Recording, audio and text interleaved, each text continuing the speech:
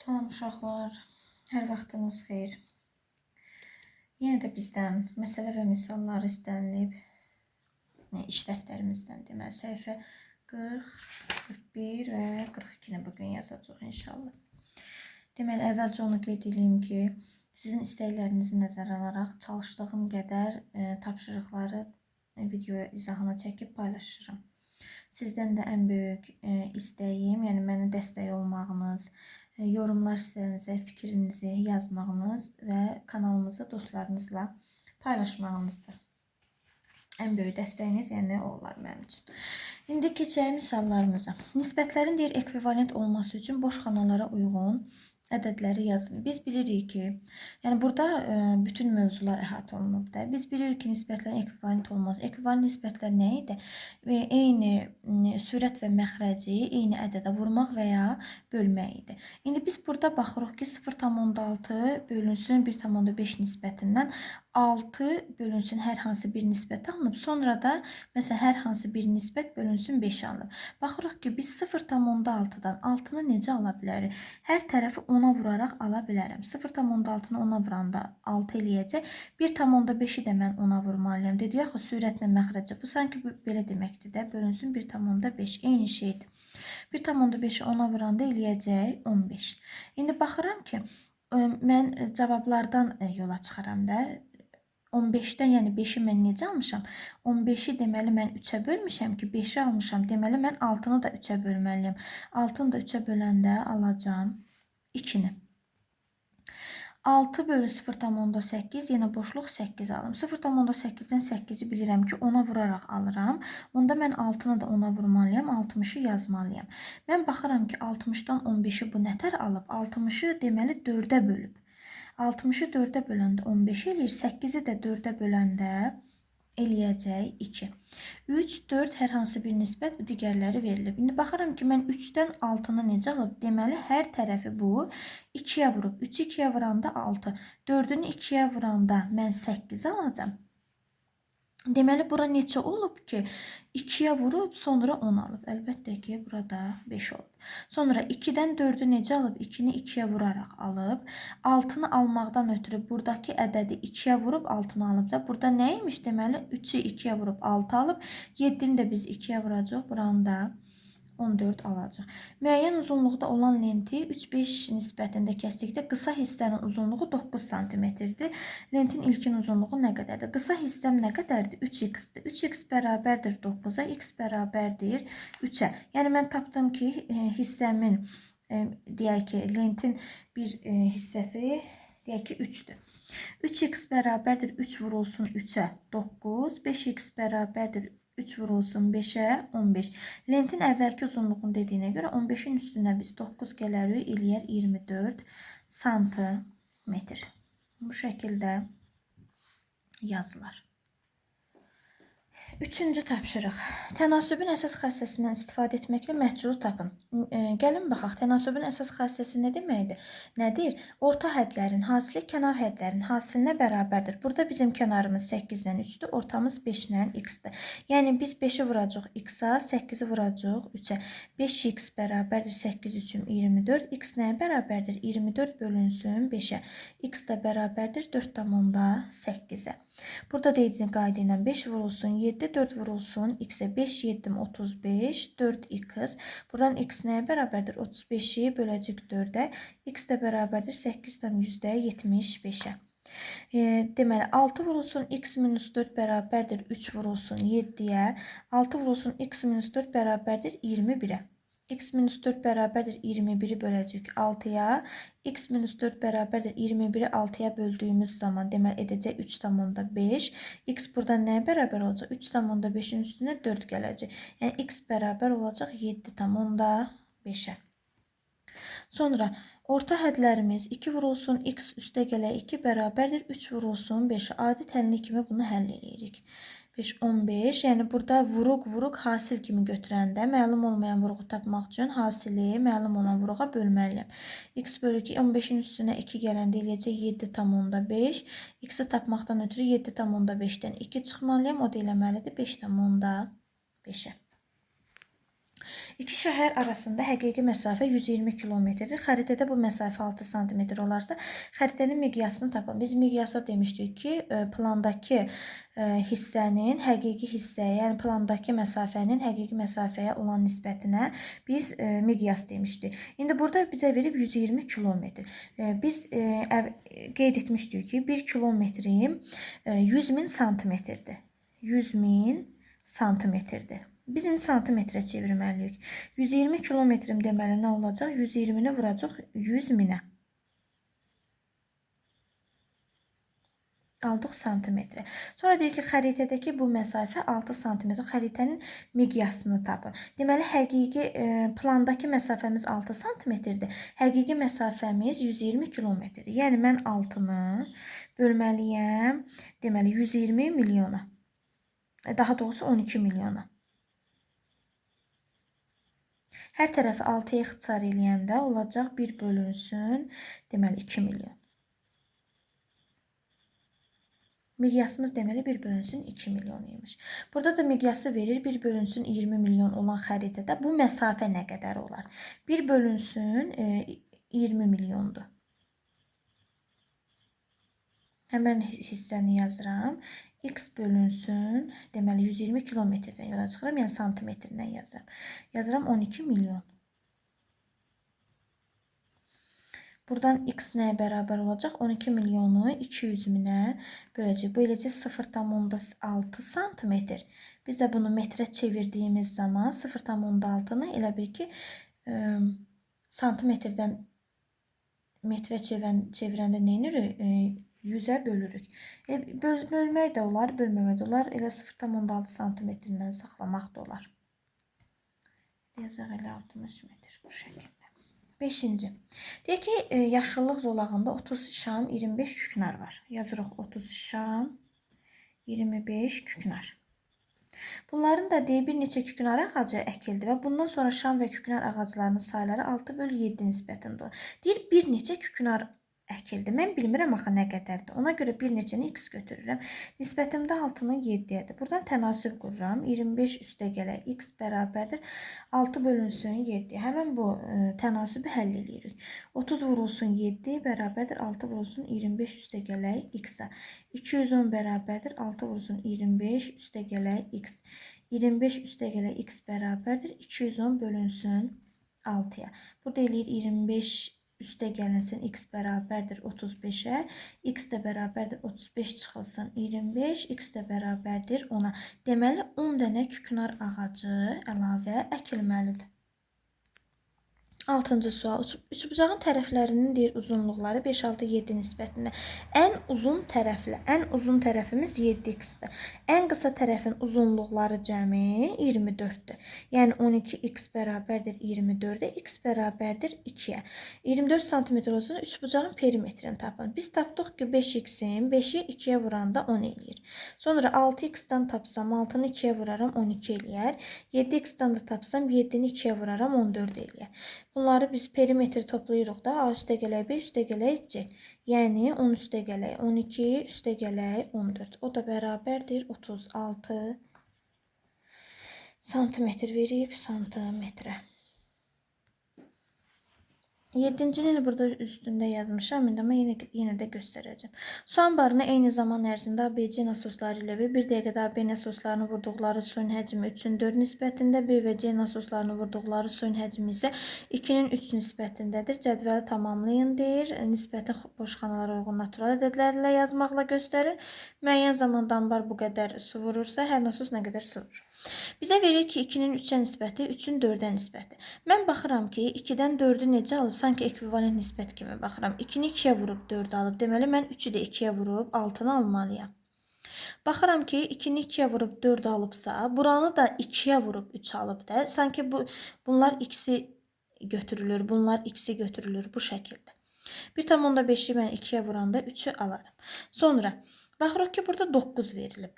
Deməli, 3-dən 9, həmişə demişik axı, birinciyə əsasən götürürük sonraki mərhələləri. 3-ü mən 3-ə vurmalıyam ki, 9 eləsin. Mən buranı 3-ə vurmuşamsa, yuxarını da 3-ə vurmalıyam ki, bu hissəni tapım. Yəni, 2-ni 3-ə vurmalıyam, 6 eləməlidir. Bunu bu şəkildə tapdıq. Sonra mən buranı məsələn 2-ni 3-ə vurub 6-nı tapmışamsa, deməli 1,5-i də 3-ə vurub 4,5-i tapmalıyam. Sonra baxıram ki 6 var burada. 1,5 idi burada. 1,5-i mən 4-ə vuraram, 6-nı alaram. Buranı 4-ə vurmuşamsa 2-ni də mən 4-ə vurmalıyam, 8-i almalıyam. 2-ni 4-ə vurub 8 almışamsa 3-ü də mən 4-ə vurub 12-ni almalıyam. Sonra görürəm ki 10 verib. Yəni 2-dən 10-u necə alıb? 5-ə vuraraq alıb da. Deməli hər tərəfi də mən 5-ə vurmalıyam. 3-ü də 5-ə vurub 15 almalıyam. 1,5-i də 5-ə vurub 7,5 almalıyam. Buradakı ABC nasosuna vurduqları suyun həcmi nisbətini boş xana uyğun natural ədədləri yazmaqla dediyinə görə biz bunlarda deyək ki, ancaq natural ədədləri götürəndə, yəni 0, 1, 2, 3, 4 tam hissələrlə olanları götürməyəcək də.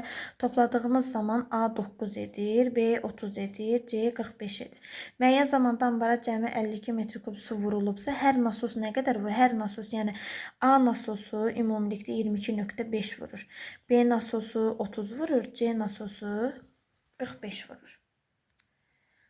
Deməli, 8-ci fermer sahədəki bütün pambığı 12 eyni kombaynla 8 günə yığmağı nəzərdə tutur. Yığımı vaxtından 2 gün daha tez tamamlamaq üçün neçə belə kombayn lazımdır? Deməli, 12 dənə kombaynla 8 günə.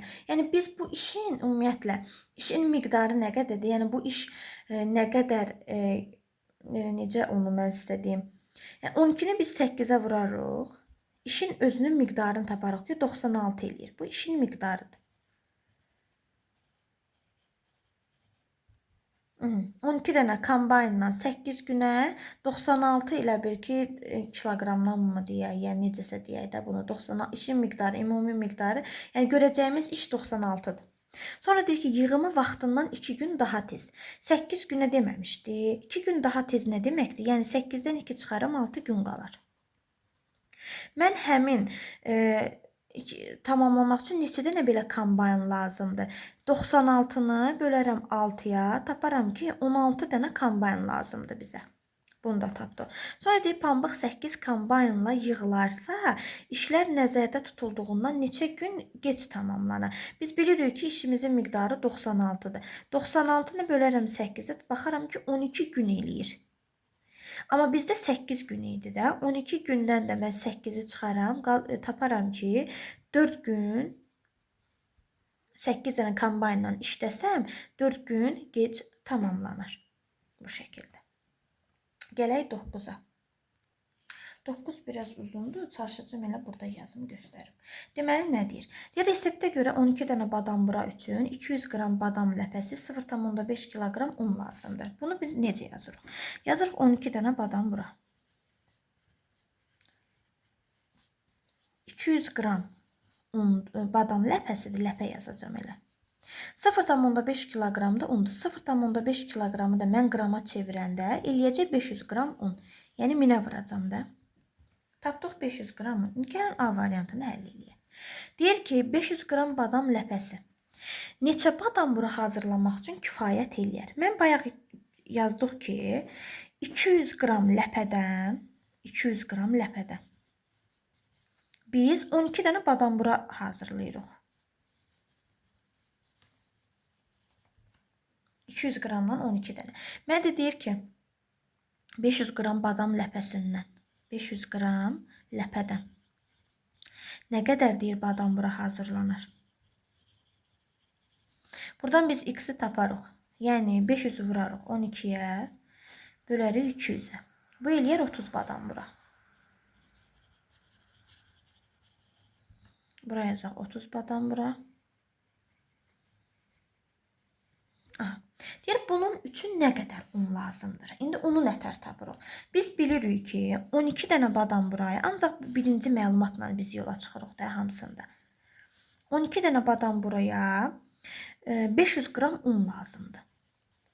İndi deyir ki, bəs 30 dənə badam buraya nə qədər un lazımdır? X qram un. Buradan yenə x-i mən tapanda 500-ü vurmalıyam 30-a, bölməliyəm 12-yə. Bu da eləyər 1250 qram un Kiloqramla da yazsam yazaram məsələn 1,25 kiloqram. Bu şəkildə. Yazaq buradan 1250 qram un. Bunu yazdıq. İndi gəlin B-yə baxaq. B-də nə deyir? B-də deyir ki 1,5 kiloqram undan 1,5 kiloqram unu mən çevirirəm qrama. Bu eləyir 1000'ə vururuq da biz. Edir 1500 qram. İndi daha doğrusu 1500 qramla 1500 qram undan deyir neçə dənə badambura hazırlanır. Biz də bayaqdan bilirik ki 500 qramdan 500 qram undan burada verir də 500 qram undan 12 dənə badambura hazırlanır. Buradan x-i taparam. Yazaram ki 1500 vurulsun 12'ye bölünsün 500'e. Taparam ki 36 badambura. Yazaq bura 36 badambura. Sonra deyir ki bunun üçün nə qədər badam ləpəsi lazımdır. Biz yenə bilirik ki 12 dənə badamburaya 200 qram badam ləpəsi lazımdır. Ləpə yazacağım. İndi deyir ki 36 dənə badamburaya nə qədər ləpə lazımdır. Buraya yazaram x ləpə. X-i buradan tapsam 36'nı vuraram 200'ə bölərəm 12'yə. Bu da eləyəcək 600 qram. 600 qram ləpə. Bunu da tapdıq 600 qram. Və sonuncusu nədir? Deyir, bir badamburada badam ləpəsinin kütləsi ilə onun kütləsinin nisbətini tapın. Biz bir badamburada olan, deməli, hələ badamın ləpəsini tapaq. Bir badamburada bu şəkildə yazaq. Ləpənin qiymətini tapsam, mən 200 qramı bölməliyəm 12'yə. Bu da eləyir 16,67 qram. Ləpəni tapdıq. Ləpə bu qədər eləyir. Sonra deyir ki, unun kütləsi. Yəni bir badamburada yenə. Biz unu tapmaqdan ötürü 500 qramda axı. 500 qramı biz bölməliyik 12'yə. Ümumi badamburanın sayına. 512'yə böləndə təqribi qiymət götürəcək. Bu eləcə 41,67 qram. Bunu tapdıq. Sonra bizə deyir ki, ləpənin kütləsinin unun kütləsinə nisbəti. Yəni 16,67-nin 41,67-yə nisbəti. Bu da yenə təqribi 0,4-ün sanki 1'ə nisbəti kimi götürülür. Yəni 0,4 bölünsün 1 nisbətində. 0,4 böl 1. Bu da o deməkdir ki, badam ləpəsi, buradan yazaq. Badam ləpəsi, deməli, bir badamburadakı unun 0,4 hissəsidir.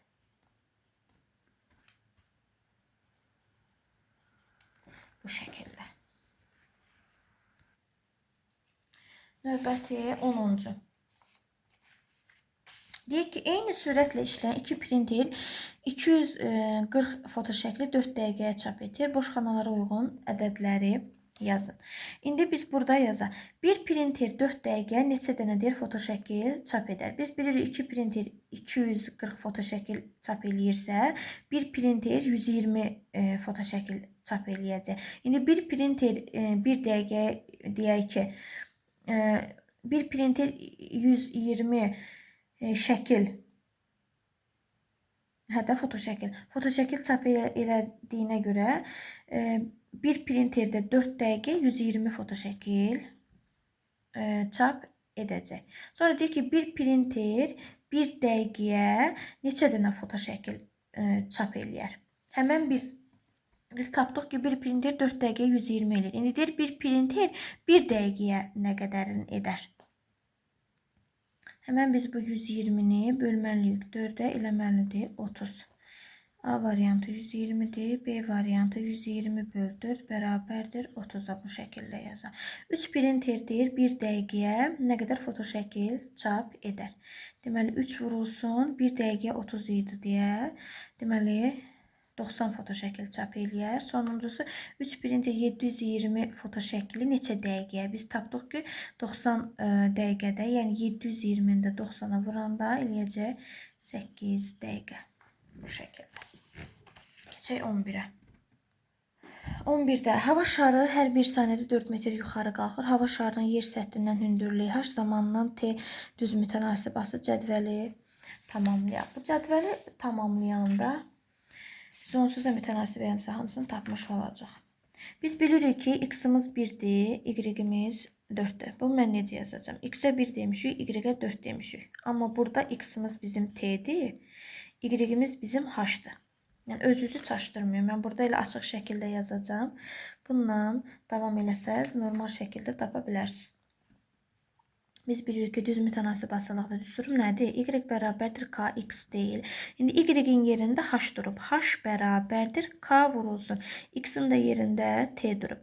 Bizim mütənasiblik əmsalımızın, yəni hələ ki düsturumuz budur. H bərabərdir kt. Qiymətini sonra tapacaq. Bu şəkildə oldu. İndi bizdən bu cədvəli tamamlamağımızı istəyir. Biz bilirik ki t'miz 1-dir, h-ımız 4-dür. Mən buradan k-nı necə taparım? K-nın düsturu olacaq, düsturları yazım, h bölünsün t-yə. Sonra h-ı buradan tapanda kt olacaq. Mən t-ni tapanda olacaq h bölünsün k-ya. Yəni bu 3 dənə düsturla bu cədvəlimizin biz tamamlamalıyıq. Deməli, biz baxırıq ki, T1-dir, H 4-dürsə, K-nı tapmaqdan ötürü neynəməliyik? H-ı bölməliyik T-yə. Yəni, 4-ü bölməliyik 1-ə, eləməlidir 4. İndi bizim düsturumuz olur. H bərabərdir 4T. Çünki H bərabərdir KT deyil. K-nı da tapmışıq ki, 4-dür. Elə H bərabərdir 4T. Düsturu yazdıq, əmsalımızı da tapdıq ki, K bərabərdir 4-dür. Əmsalımız budur. İndi gəlin cədvəllərimizi tamamlayaq. İndi bizə deyir ki, t bərabərdir 0-a. T-ni verib, k-mızı da bilirik ki, 4-dür. İndi mən h-ı tapmalıyam. H bərabərdir dedik nəyə? K vurulsun t-yə. Yəni 0 vurulsun 4 bərabərdir 0-a. Burada aldıq 0-a. Onsuz da bunu heç belə yazmağa da ehtiyac yoxdur. Məntiqlə də tapa bilərsiniz. Demir, hər 1 saniyədə 4 artır. 2-yə məsələn olacaq 8, 12-yə 3 olacaq, 4-ə 16, 5-ə 20, 6-ya 24 olacaq. İndi yenə də yazım göstərim. Birdən sual verirlər ki, bunu hardan aldınız? Sonra t-yə 1 vermişəm, h-ım 4-dür. T varsa, h varsa mənə k lazımdır. K-mın düsturu nədir? H bölünsün t-yə. Yəni, bayaqçı da eyni şeydir. Mən niyə yazdım onu? Eyb yox. 4 bölünsün 1-ə bərabərdir 4. Eyni şey yazdım. Sonra t-ni 2 verib, k-nı almışıq ki 4-dür. T var, k var, h yoxdur. H bərabərdir kt olduğuna görə 2-ni 4-ə vuracaq. Eləyəcək 8. Sonra t-ni verməyib, h-ı verib 12. H-ı verib 12, k-nı verib 4. Mən buradan t-ni tapmaqdan ötürü h-ı bölməliyəm k-ya. H-ımız 12-dir, k-mız 4-dür, eləməlidir 3. Doğru.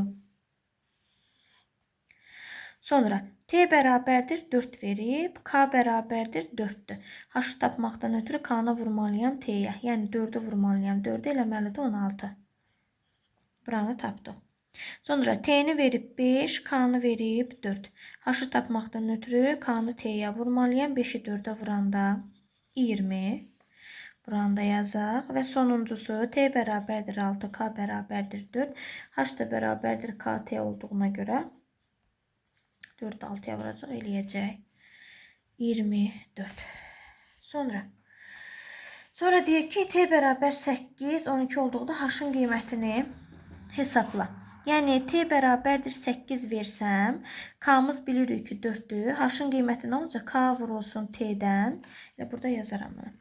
T bərabərdir 8, k bərabərdir 4. H nəyə bərabər olacaq? K t-yə. Yəni, 8-i vuracaq 4-ə, eləyəcək 32.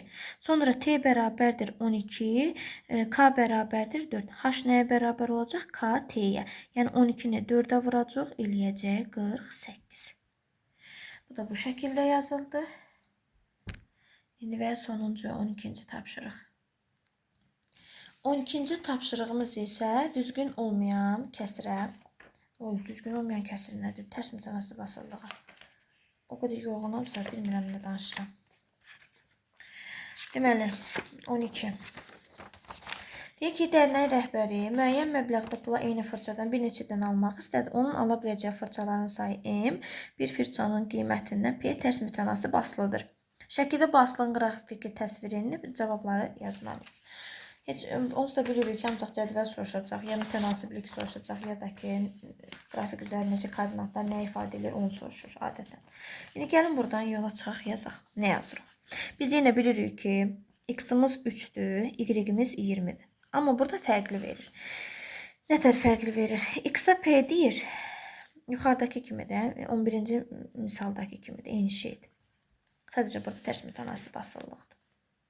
Tərs mütənasib asıllıqda düsturlarımızı bilirik ki, y bərabərdir k bölünsün x-a. İndi burada y-in yerində m-dir, k olduğu kimidir, x-in də yerində p-dir. Düsturumuz bunlardır. Yəni, k bərabərdir p m-ə, m də bərabərdir k bölünsün p-yə, p də bərabərdir k bölünsün m-ə. Yenə mən bu 3 dənə düsturdan yola çıxmalıyam.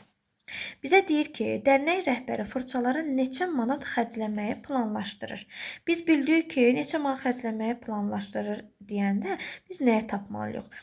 Yəni, k-nı tapmalıyıq, mütənasiblik əmsalını tapmalıyıq. K bərabərdir, m vurulsun p-yə. M nədir? 20-dir, vurulsun 3-ə, bu eləyəcək 60. Deməli, nə qədər? 60 manat pul xərclədi. Mütənasiblik əmsalını tap və uyğun düsturu yaz. Mütənasiblik əmsalını tapdıq ki, 60-dır. Uyğun düsturu yazsam necə yazaram? M bərabərdir, k bölünsün p-dən yazaram ki, m bərabərdir, 60 bölünsün p-yə. Düsturumu da yazdım. Sonra görək nə deyir? Deyir ki, A və B nöqtələri bu qrafik üzərində yerləşir. Boş xanalara uyğun koordinatları yaz. Boş xanaya uyğun koordinatları biz necə yazacaq? Gəlin yazaq.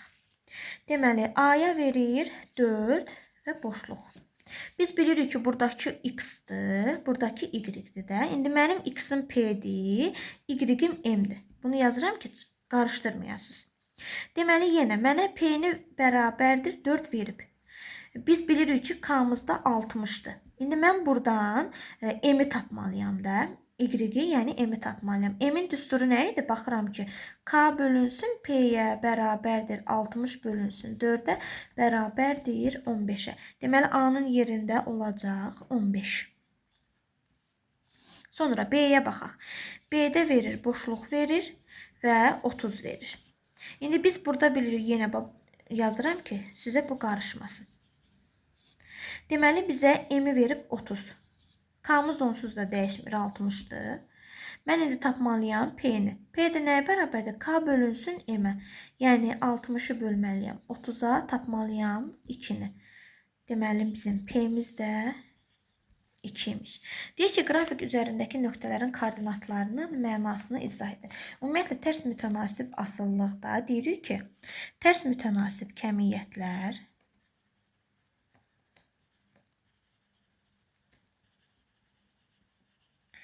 kəmiyyətlərin uyğun qiymətlərinin hasili sabit qalır.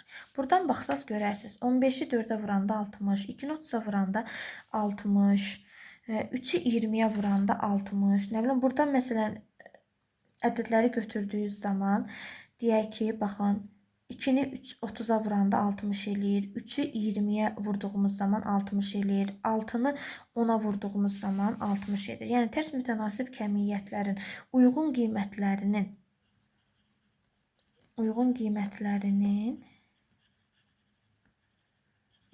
hasili sabitdir.